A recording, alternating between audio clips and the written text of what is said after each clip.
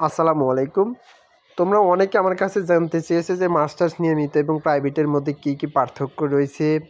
তাই যারা চান্স পায়নি তারা একটু তোমরা ভালোভাবে একটু দেখে নাও, তোমাদের জন্য বুঝতে সুবিধা হবে। আর আমি এই ভিডিওটিতে সম্পূর্ণ তোমাদের মাস্টার্স নিয়মিত এবং প্রাইভেট পার্থক্য, তোমাদের প্রাইভেট মাস্টার্সের মধ্যে কী ধরনের পার্থক্য রয়েছে এই বিষয়গুলো নিয়ে তোমাদেরকে আজকে আমি বিস্তারিত জানাবো। তাই আমার চ্যানেলে যারা নতুন তারা অবশ্যই আমার চ্যানেলটিকে সাবস্ক্রাইব করবে এবং পাশে থাকা বেল আইকনটি বাজিয়ে দেবে, যাতে ভিডিও ছাড়ার সাথে সাথে তোমাদের কাছে নোটিফিকেশন চলে যায়। তো প্রিয় শিক্ষার্থী বন্ধুরা, তোমরা যারা এবছর মাস্টার্সে ভর্তি হবে তোমাদের জন্য ভিডিওটি অত্যন্ত গুরুত্বপূর্ণ এবং ভিডিওটা একটু লম্বা হতে পারে, তাই ভিডিওটি সম্পূর্ণ না টেনে দেখো। তো দেখো, তোমরা যারা এবছর মাস্টার্সে ভর্তি হবে, তোমরা যারা মাস্টার্সের নিয়মিত কোর্সে ভর্তির জন্য মেধা তালিকায় স্থান পেয়েছো, তোমাদেরকে কংগ্রাচুলেশন। তো প্রিয় শিক্ষার্থী বন্ধুরা, তোমরা যারা মাস্টার্স কোর্সের ভর্তির জন্য মেধা তালিকায় স্থান পেতে হয়, এর মানে হলো যে ছাত্রছাত্রীরা উচ্চতর পরীক্ষায় ভালো ফলাফল থাকবে তারা নিয়মিত কোর্সে ভর্তি হতে পারবে। অর্থাৎ তোমাদের অনার্স লেভেলের যে বিষয়গুলো রয়েছে এবং ইন্টার লেভেলের যে বিষয়গুলো রয়েছে, সেই বিষয়গুলো যদি তোমাদের ভালো রেজাল্ট থাকে তাহলে কিন্তু তোমরা মাস্টার্সে ভর্তি হতে পারবে। তো অন্যদিকে মাস্টার্স প্রাইভেট কোর্সে কিন্তু অনলাইনে আবেদন করেই কিন্তু সেক্ষেত্রেও ভর্তি হতে হয়। তো ছাত্রছাত্রীরা সেক্ষেত্রে সরাসরি কলেজে গিয়ে টাকার অঙ্ক, ছবি, সার্টিফিকেট এবং মার্কশিট জমা দিয়ে কিন্তু ভর্তি প্রক্রিয়া সম্পন্ন করতে পারবে। তবে মাস্টার্সের তোমাদের প্রাইভেট এবং তোমাদের যে নিয়মিত মাস্টার্স রয়েছে সেক্ষেত্রে কিছু দেখা যায় যে কিছু সাবজেক্টের তারতম্য রয়েছে, সেগুলো তো মাস্টার্স প্রাইভেট কোর্সে কিছু বিষয় সীমাবদ্ধতা রয়েছে। তো বিজ্ঞান বিষয়ক কোর্স যেমন বায়োলজি, রসায়ন ইত্যাদি প্রাইভেট কোর্সে ভর্তি হওয়ার সুযোগ নেই। তবে বাংলা, ইংরেজি, ইতিহাস, ইসলামের ইতিহাস, দর্শন, সমাজবিজ্ঞান, রাষ্ট্রবিজ্ঞান, হিসাব বিজ্ঞান ইত্যাদি বিষয় কিন্তু প্রাইভেট কোর্সে কিন্তু আবার পড়ানো হয়। তো মাস্টার নিয়মিত কোর্সে এসব বিষয় সবসময় পড়ানো হয়, তবে কিছু বিষয় বিজ্ঞানের যে বিষয়গুলো রয়েছে এখানে কিন্তু উপলব্ধ থাকে। এখানে যে বিষয়গুলো আছে এগুলোতেই কিন্তু প্রাইভেট কোর্স করা যাবে, অন্য বিষয়গুলো মাস্টার্সে প্রফেশনাল কোর্সে করা যাবে। তো ক্লাসের যে ব্যবস্থা তোমাদের মাস্টার্সে এবং মাস্টার্স নিয়মিত এবং প্রাইভেট নিয়মিত যে বিষয়টা থাকে, তো দেখো নিয়মিত কোর্সে ছাত্রছাত্রীদের ক্লাস করার বাধ্যবাধকতা রয়েছে। অর্থাৎ তোমরা যারা নিয়মিত শিক্ষার্থীরা যারা চান্স পাবে তাদের কিন্তু ক্লাসের বাধ্যবাধকতা রয়েছে। আর ইতিমধ্যেই কিন্তু জাতীয় বিশ্ববিদ্যালয় থেকে কিন্তু একটা রুলস তোমাদের কিন্তু দিয়ে দিয়েছে যে 60% উপস্থিতি থাকতেই হবে।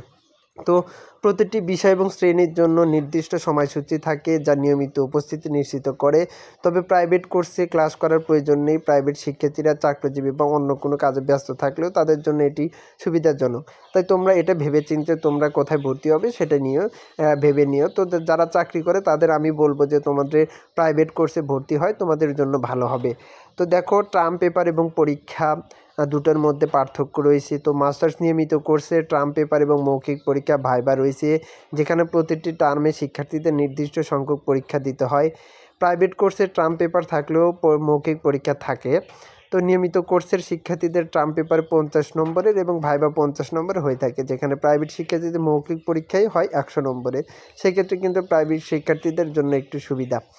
তো পরীক্ষার মূল্যায়ন কিভাবে হয়, তোমাদের নিয়মিত মাস্টার্সের কীরকম এবং প্রাইভেট কীরকম হয় সেটা একটু দেখো। তো নিয়মিত এবং প্রাইভেট উভয় ক্ষেত্রে কিন্তু ইনকোর্স পরীক্ষা দিতে হয়। তবে কিছু কলেজে ইনকোর্স পরীক্ষা নেওয়া হয় না। ইনকোর্স পরীক্ষা 20 নম্বরে এবং লিখিত পরীক্ষা 80 নম্বরে হয়।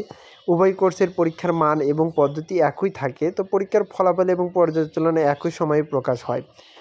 তো মাস্টার্সের তোমাদের এখন আসি মাস্টার্সের কোর্সের মেয়াদ এবং প্রাইভেট কোর্সের মেয়াদ কীরকম। তো মাস্টার্সের নিয়মিত এবং প্রাইভেট কোর্সের মেয়াদ 1 বছর, তবে প্রতিটি কোর্সের জন্য রেজিস্ট্রেশন করতে হয় এবং রেজিস্ট্রেশনের মেয়াদ থাকে 3 বছর। এটা হয়তো তোমরা অনেকেই জানো। তো সার্টিফিকেটের মান, এই বিষয়টি কিন্তু গুরুত্বপূর্ণ যে তোমাদের সার্টিফিকেটের মান কেমন দেবে, নিয়মিত মাস্টার্সে কীরকম সার্টিফিকেট এবং প্রাইভেটে কীরকম সার্টিফিকেট। তো দেখো, এটি একটি গুরুত্বপূর্ণ বিষয়। অনেক শিক্ষার্থীরা মনে করে যে প্রাইভেট কোর্সের থেকে মাস্টার শেষ করলে সার্টিফিকেটের মান কম হবে, কিন্তু বাস্তবে নিয়মিত এবং প্রাইভেট কোর্সের সার্টিফিকেটের মান সমান। এর মধ্যে কিন্তু কোনো পার্থক্য নেই। তো সার্টিফিকেটের কোনো ধরনের আলাদা লেখা নেই যা কোর্সের ধরনকে নির্দেশ করে। এখন আসি খরচ। তোমার নিয়মিত কোর্সে কী ধরনের খরচ হয় এবং প্রাইভেটে কী ধরনের খরচ হয়। তো তোমরা এটা হয়তো অনেকে আগেই জানতে পেরেছো যে মাস্টার্সে কিন্তু তোমাদের যে নিয়মিত যে সকল শিক্ষার্থীরা চান্স পাবে তাদের কিন্তু একটু খরচ কম হয়। তো দেখো তারপরে বলে দিচ্ছি, দেখো মাস্টার্সে নিয়মিত কোর্সে ভর্তি হতে গেলে প্রায় 3,000 থেকে 10,000 টাকা খরচ হতে পারে, যার মধ্যে থেকে ভর্তি ফি, সেমিস্টার ফি, বইয়ের খরচ ইত্যাদি অন্তর্ভুক্ত থাকে। তো অপরদিকে মাস্টার্সের প্রাইভেট কোর্সে কিন্তু খরচ অনেক কম, প্রায় 2,000 থেকে 4,000 টাকার মতো। তো প্রাইভেট কোর্সের জন্য ফি এবং অন্যান্য খরচ অনেক কম। তো এখন আসি ভর্তির সুযোগ। তো এই বিষয়টি কিন্তু গুরুত্বপূর্ণ। তো দেখো মাস্টার্সে নিয়মিত কোর্সে ভর্তির জন্য মেধা তালিকায় স্থান পেতে হয়, যেটা 2-1 দিন আগেই তোমরা কিন্তু দেখতে পারলে যে মাস্টার্সের রেজাল্টের মাধ্যমে কিন্তু অনেকেই মেধা তালিকায় স্থান করে নিয়েছে। তো দেখো যার জন্য ফলাফল ভালো প্রয়োজন, তবে মাস্টার্সে প্রাইভেট কোর্সের ভর্তি হতে 2.25 পয়েন্ট বা 45 নম্বর পেলেই কিন্তু ভর্তি নিশ্চিত হয়ে যায়। সেক্ষেত্রে কিন্তু প্রাইভেট কোর্সে কিন্তু ভর্তি হতে একটু সুবিধা তোমাদের জন্য, আর নিয়মিত শিক্ষার্থীদের জন্য একটু টাফ। অনেকেই দেখা গেছে যে চান্স পায়নি। তো তোমরা এটা নিয়ে হতাশাগ্রস্ত হয় না, এরপরে কিন্তু দ্বিতীয় মেধা তালিকা প্রকাশ করা হবে, সেক্ষেত্রে তোমরা চান্স পেতেই পারো। তো দেখো ডিগ্রি অর্জন, তো প্রাইভেট থেকে যে কোর্স করে থাকলে নিয়মিততে মাস্টার্স কোর্সে ভর্তি হতে পারে না, তবে নিয়মিত থেকে কোর্স করে প্রাইভেট কোর্সে যেতে কোনো বাধা নেই। এটি শিক্ষার্থীর জন্য একটি সুবিধা।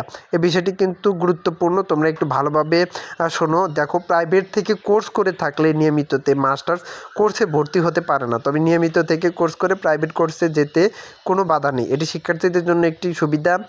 তো এই সকল বিষয়গুলোর মধ্যেই কিন্তু তোমাদের কিন্তু পার্থক্য রয়েছে মাস্টার্স এবং প্রাইভেট মাস্টার্সের মধ্যে। তো মাস্টার্সের নিয়মিত এবং প্রাইভেট কোর্সের মধ্যে কিছু গুরুত্বপূর্ণ পার্থক্য রয়েছে এক্ষেত্রে। তবে দুটি কোর্সের সার্টিফিকেট এবং পরীক্ষার মান কিন্তু সমান। আমি আবারও বলছি, দুটি কোর্সের সার্টিফিকেট এবং পরীক্ষার মান কিন্তু সমান, তোমরা এক্ষেত্রে ঘাবড়িও না। তো শিক্ষার্থীদের তাদের প্রয়োজন অনুসারে নিজেদের ব্যস্ততা এবং সুবিধা বিবেচনা করে যে কোনো একটি কোর্সে তোমরা ভর্তি হতে পারো। তো প্রাইভেট কোর্সে চাকরিজীবীদের জন্য অনেক বেশি সুবিধাজনক, যেহেতু এখানে ক্লাস করার কোনো বাধ্যবাধকতা নেই। তবে নিয়মিত কোর্সে ভর্তির জন্য মেধা তালিকায় স্থান পেতে হয় এবং কোর্সের পড়াশোনা একেবারে একটি নিয়মিত প্রক্রিয়া অনুযায়ী চলে। আপনার প্রয়োজন এবং জীবনযাত্রার উপর ভিত্তি করে আপনি সহজেই সিদ্ধান্ত নিতে পারেন। তো কোন কোর্সটি আপনার জন্য উপযুক্ত? সব কলেজেই প্রাইভেট কোর্স থাকে না, প্রতিটি জেলা থেকে 1-2 কলেজে প্রাইভেট কোর্স থাকে। তো গুগলে সার্চ দিয়ে তোমরা কলেজগুলোর তালিকা দেখতে পারো। তো এই ছিল তোমাদের মাস্টার্স নিয়মিত এবং প্রাইভেটের যে মাস্টার্সের রয়েছে, সেক্ষেত্রে তোমাদের যে পার্থক্যগুলো, সেই পার্থক্যগুলো এগুলোই। তো এই ছিল আজকের ভিডিও। যদি ভিডিওটি ভালো লেগে থাকে তাহলে অবশ্যই ভিডিওটিতে লাইক, কমেন্ট এবং সাবস্ক্রাইব করতে ভুলবে না।